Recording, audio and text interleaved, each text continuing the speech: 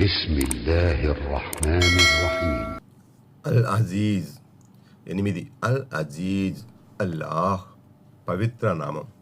అల్ అజీజ్ అనేక సద్గుణాల సమ్మేళనం. అల్ అజీజ్ అంటే అత్యంత శక్తిమంతుడు, ఘనత గలవాడు, గౌరవనీయుడు, అత్యున్నతుడు, ఇంకా క్షమించేవాడు అనే అర్థాలున్నాయి. ఈ లక్షణాలన్నీ అల్ అజీజులో నిబిడీకృతమై ఉన్నాయి. ఆ పేరు వర్ణనకు అతీతమైనది.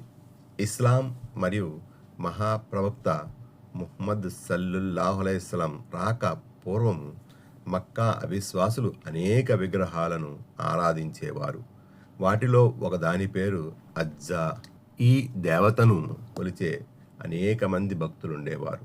తతిమ్మ 300కు పైచీలుకు విగ్రహాలతో పాటు దీనిని కూడా దైవ ప్రవక్త సల్లల్లాహు అలైహి వసల్లం తొలగించారు.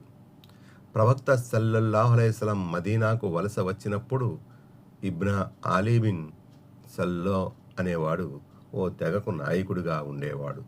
తెగకు సర్దారులు కావడాన ప్రజలు అతన్ని అజ్జు అని పిలిచేవారు. చాలా సందర్భాలు అతను ప్రవక్త సల్లల్లాహు అలైహి వసల్లం అజల్లా అని అమర్యాదగా పిలిచేవాడు. అజల్లా అంటే అమర్యాదను సూచించే పదం.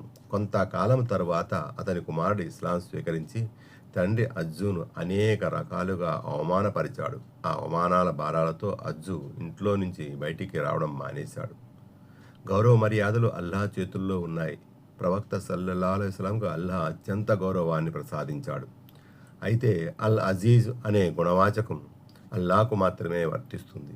ఈ నామంలోనే అల్లాహకు ఉన్న అమిత శక్తి, దయ, క్షమ, ఘనత చేరి ఉన్నాయి. దివ్య ఖురానులో అల్లాహను అల్ అజీజ్ అని అనేక మార్లు ప్రస్తావించడం జరిగింది.